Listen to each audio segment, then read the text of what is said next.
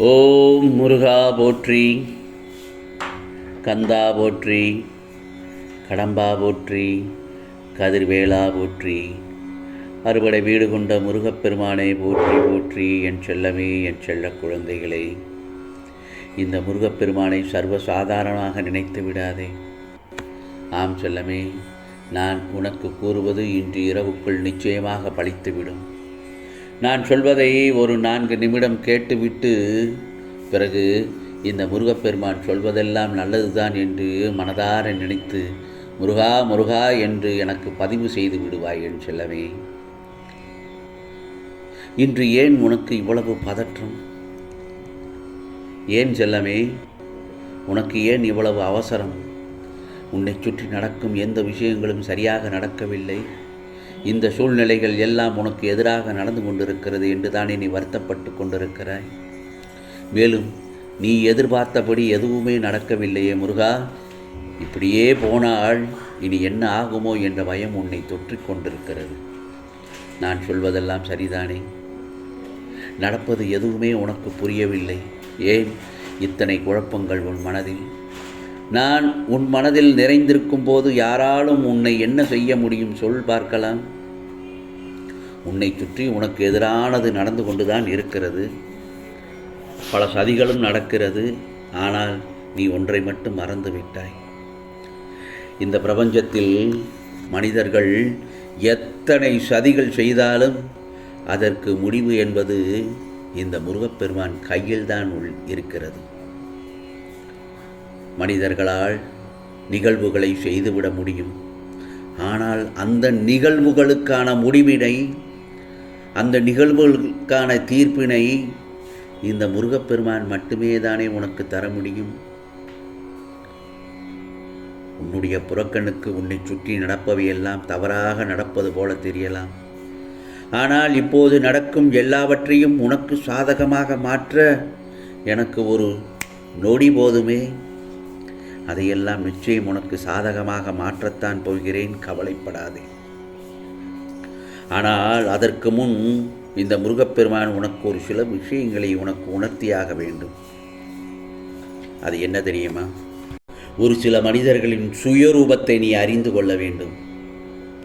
வாழ்க்கை பாடத்தை நீ முழுமையாக கற்றுக்கொள்ள வேண்டும். அதற்காகத்தான் இந்த முருகப்பெருமான் உனக்கு இத்தனை நிகழ்வுகளையும் நடத்தி கொண்டுள்ளேன். எந்த ஒரு நிகழ்வுக்கும் 2 கண்ணோட்டம் இருக்கிறது. அது மனிதனின் கண்ணோட்டம் வேறு, இந்த தெய்வத்தின் கண்ணோட்டம் வேறு. இப்போது நடப்பதெல்லாம் உன்னை பொறுத்தவரை தவறாக இருக்கலாம். ஆனால் 100% சரியாகத்தான் நடக்கிறது. அது உன் வாழ்க்கையை சரியான பாதையில் கொண்டு செல்வதற்கான அச்சாணியும் கூடத்தான். ஆகவே எந்தவித பயமுமின்றி இப்போது நீ செல்லும் பாதையில் நம்பிக்கையுடனும் தைரியமாகவும் செல். ஏனென்றால் உன் மனம் மகிழ்ச்சியாக வேண்டும் என்பதுதான் தெய்வ கணக்கு. நிச்சயமாக நீ நினைத்ததெல்லாம் நடக்கும். உன் கவலைகளை எல்லாம் இந்த முருகப்பெருமான் தீர்த்து வைப்பேன். என்னை முழுமையாக நம்பு. உன் உள்ளத்தில் கொட்டி கிடக்கும் பிரச்சனைகளை எல்லாம் பார்த்தால் இந்த உலகத்தை விட பெரிதாக அல்லவா இருக்கிறது. சரி, ஆகட்டும். உன்னை புரிந்தவர்கள், உன்னை புரிந்து கொள்ளாதவர்கள் மத்தியில் அவர்களுக்காக உன் வாழ்க்கையை கரைத்து கொண்டிருக்கும் உன்னை நினைத்து நான் பெருமைப்படுகிறேன். ஆம் செல்லமே, தினந்தோறும் குடும்பத்தில் பிரச்சனைகள், நிராகரிப்புகள், நீ வேலை செய்யும் இடத்தில் உனக்கான வேலை பளு, மன உளைச்சல் என நீ படும் கஷ்டங்களை பார்க்காத இவர்கள் உன் மீது பொறாமைப்படுகிறார்கள். இப்போதும் உன் விருப்பப்படியே நீ செய்து கொண்டே இரு. நீ எல்லாம் அவர்களை பற்றி கவலையே படக்கூடாது. அவர்கள் உன்னிடம் கைகட்டி வாங்க வைத்திருப்பேனே தவிர நீ அவர்களின் வாசலில் நிற்கும்படி உன்னை வைத்திருக்க மாட்டேன். உன்னை தேடி உன்னை வைத்திருக்க மாட்டேன். உன்னை தேடி அவர்களை வர வைக்கிறேன். என்னை நம்பு. உன்னை தேடி வெற்றியும் நிம்மதியும் வரும் என் செல்லமே. உனது அனைத்து துன்பங்களும் துயரங்களும் இதோ உன்னிடத்திலிருந்து நீங்கப் போகிறது. உன் வாழ்க்கையில் சுபிட்சம் பெறுவதற்கான நேரங்காலம் எல்லாம் வந்துவிட்டது என் செல்லமே. உன் வாழ்க்கையை பிரகாசமாக மாற்ற வேண்டியது இந்த முருகப்பெருமானின் பொறுப்பல்லவா? உன் மனபாரத்தை இந்த முருகப்பெருமானின் காலடியில் வைத்துவிடு. அதை நான் பார்த்து கொள்கிறேன்.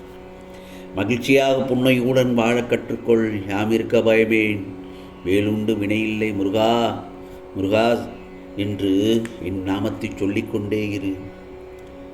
ஓம் முருகா சரணம், ஓம் முருகா சரணம் என்று தினமும் காலை எழுந்தவுடன் 7 முறை காலையும் மாலையும் சொல்லிக்கொண்டே இரு. உனக்கான நல்ல செய்தி உன்னை தேடி தானாக வரும். சில நேரங்களில் நீ நினைக்கலாம், முருகா என்னுடைய கஷ்டத்தை யாருமே கண்டுகொள்ளவில்லையே என்று. என் செல்லமே, உன் கஷ்டத்தை நான் அறியாமல் இருப்பேனா? எந்தெந்த இடத்தில் கஷ்டப்படுகிறாய் என்பது எனக்கு நன்றாக தெரியும். வாழ்க்கை என்பது ஒரு நாணயம் போலத்தானே. இன்பம் ஒரு பக்கம் இருக்கும், துன்பம் ஒரு பக்கம் இருக்கும். ஆனால் ஒரு நேரத்தில் ஒரு பக்கம்தான் கண்ணுக்கு தெரியும், அதை மறந்து விடாதே. மறுபக்கமும் அதனுடைய வாய்ப்புக்காக காத்திருக்கும். புரிகிறதா?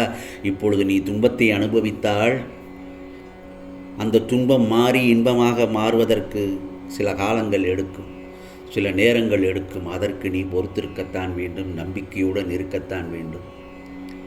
துன்பமில்லாத ஒரு வாழ்க்கையை நீ தேடினால் அது மிகப்பெரிய ஏமாளித்தனம்தான்.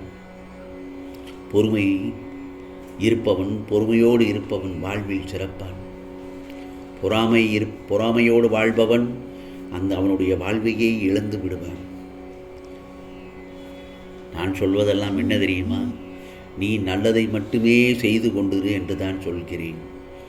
தீய எண்ணம், பொறாமை, அந்த மாதிரி ஒரு எண்ணங்களே உன் மனதில் வேண்டவே வேண்டாம். நிச்சயமாக நீ கேட்டது அனைத்தையும் இந்த முருகப்பெருமான் நான் தருகிறேன். வாரங்களும் வருடங்களும் பல கடந்தாலும் மன நிம்மதியும் நிறைவும் அடையவில்லை என்று நீ கூறுகிறாய். நான் சொன்னது போலத்தான், நாணயம் 2 பக்கங்கள் இருக்கும். துன்பம் ஒரு பக்கம், இன்பம் ஒரு பக்கம். அதே போலத்தான் இன்று இன்பம் துன்பம் மாறி மாறி வரத்தான் செய்யும். உன் வாழ்க்கை பூங்காவனமாக மாறும் நாள் நெருங்கி வந்துவிட்டது. நிரந்தரமே இல்லாத இந்த உலகத்தில் எதன் மீதும் அதீத ஆசை வைக்க வேண்டாம். நான் சொல்வதெல்லாம் என்ன தெரியுமா? இருக்கும் வரை மகிழ்ச்சியாக இரு. பணிந்து போக கற்றுக்கொள். உறவுகளை வெறுக்காதே. நிச்சயமாக ஒரு நாள் உனக்கான நல்ல நேரமாக விடியலாகத்தான் மாறும். உன்னை தேடி பிரிந்த உள்ளங்கள், உறவுகள் எல்லோரும் நிச்சயமாக உன்னை தேடி ஓடி வருவார்கள். அதற்கான தகுந்த நேரத்தில் நீ இப்பொழுது இருந்து கொண்டிருக்கிறாய். நான் சொல்வதெல்லாம் என்ன தெரியுமா?